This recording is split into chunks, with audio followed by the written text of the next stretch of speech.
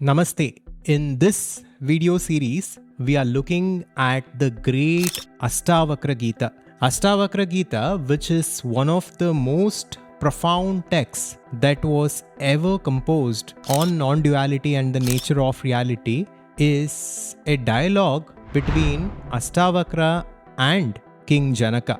This masterpiece is one of the most important texts in Adhvaitha Vedanta and when it comes to explaining the nature of reality. So this is going to be a video series where we will cover all of the chapters in Ashtavakra Gita, and I hope you find value in this. Let us now continue our journey with Ashtavakra Gita further. Chapter 11, Stillness. All things arise, suffer change and pass away. This is their nature. When you know this, nothing perturbs you, nothing hurts you, you become still. It is easy. God made all things. There is only God. When you know this, desire melts away. Clinging to nothing, you become still. Sooner or later, fortune or misfortune may befall you. When you know this, you desire nothing. You grieve for nothing. Subduing the senses, you are happy. Whatever you do brings joy or sorrow, life or death. When you know this, you may act freely without attachment. For what is there to accomplish? All sorrows comes from fear, from nothing else. When you know this, you become free of it and desire melts away. You become happy and still. I am not the body, nor is the body mine. I am awareness itself. When you know this, you have no thought for what you have done or left undone. You become one, perfect and indivisible. I am in all things from Brahma to a blade of grass. When you know this, you have no thought for success or failure or the mind's inconstancy. You are pure. You are still. The world with all its wonders is nothing. When you know this, desire melts away. For you are awareness itself. When you know this in your heart, there is nothing. You are still. Chapter 12, Fulfillment. First, I gave up action, then idle words, and lastly, thought itself. Now I am here. Ridding my mind of distraction, single-pointed, I shut out sound and all the senses, and I am here. Meditation is needed only when the mind is distracted by false imagining. Knowing this, I am here. Without joy or sorrow, grasping nothing, spurning nothing, O Master, I am here. What do I care if I observe or neglect the 4 stages of life? Meditation, controlling the mind, these are mere distractions. Now I am here. Doing or not doing, both come from not knowing. Knowing this fully, I am here. Thinking of what is beyond thinking is still thinking. I gave up thinking and I am here.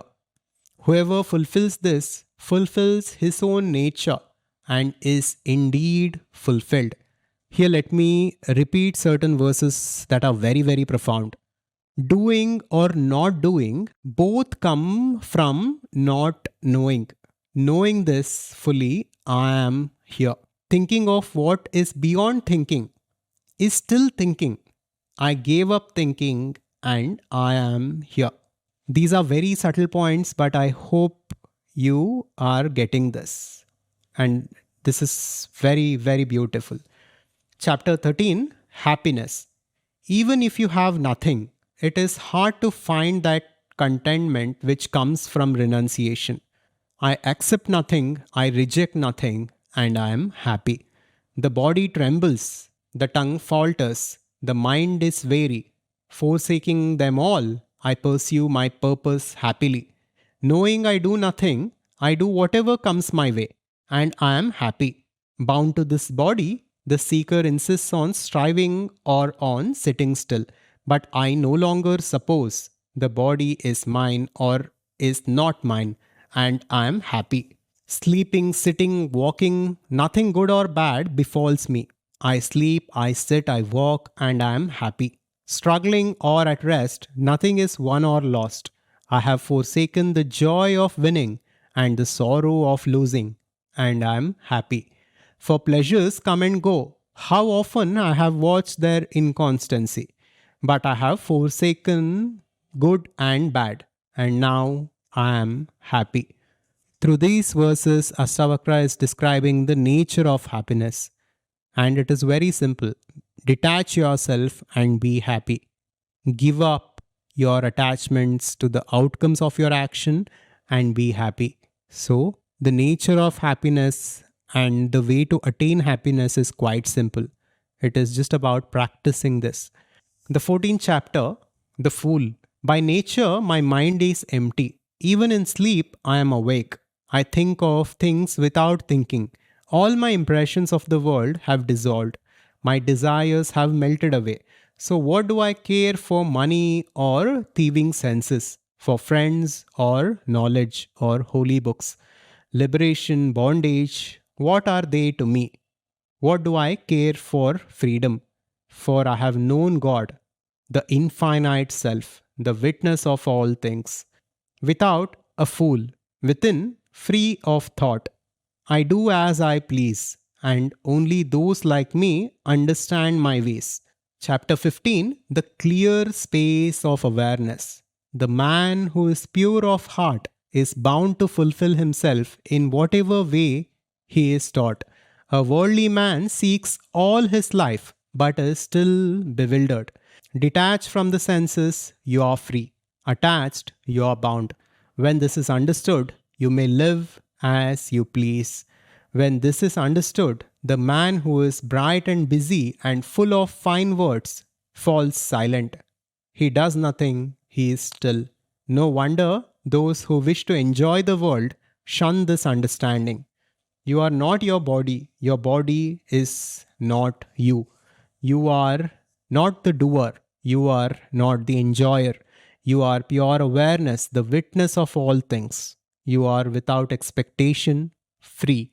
Wherever you go, be happy. Desire and aversion are of the mind. The mind is never yours. You are free of its turmoil.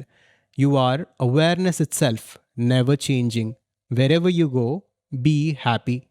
For see, the self is in all beings, and all beings are in the self. Know you are free. Free of I, free of mine. Be happy. In you, the worlds arise like waves in the sea. It is true, you are awareness itself. See for yourself from the fever of the world. Have faith, my child, have faith. Do not be bewildered, for you are beyond all things, the heart of all knowing. You are the self, you are God. The body is confined by its natural properties. It comes, it lingers a while, it goes. But the self neither comes nor goes. So why grieve for the body? If the body lasted till the end of time or vanished today, what would you win or lose? You are pure awareness. You are the endless sea, in whom all the worlds like waves naturally rise and fall. You have nothing to win, nothing to lose. Child, you are pure awareness, nothing less. You are the world. You and the world are one. So, who are you to think you can hold on to it or let it go? How could you? You are the clear space of awareness, pure and still, in whom there is no birth, no activity, no I. You are one and the same. You cannot change or die. You are in whatever you see. You alone. Just as bracelets and bangles and dancing anklets are all of the same gold, I am not this, I am he. Give up such distinctions. Know that everything is the self. Rid yourself of all purpose and be happy. The world only arises from ignorance. You alone are real. There is no one, not even God, separate from yourself. You are pure awareness. The world is an illusion, nothing more. When you understand this fully, desire falls away. You find peace. For indeed, there is nothing. In the ocean of being, there is only one. There was and there will be only one. You are already fulfilled. How can you be bound or free? Wherever you go, be happy. Never upset your mind with yes and no. Be quiet, and you are awareness itself. Live in the happiness of your own nature, which is happiness itself. What is the use of thinking? Once and for all, give up meditation. Hold nothing in your mind. You are the self and you are free. So, this was a reading from chapter 11 to 15. I hope you have found some value in it. And if you want to pursue the teachings of Vedanta with a community of like minded people, then check out the Adhvaitha Conscious Society through the link in the description. And next, you can check out this important video that we had made on karma and how karma determines your destiny. Thank you, and I will see you in the next one. Subscribe to Adhvaitha to wake up. Shivoham.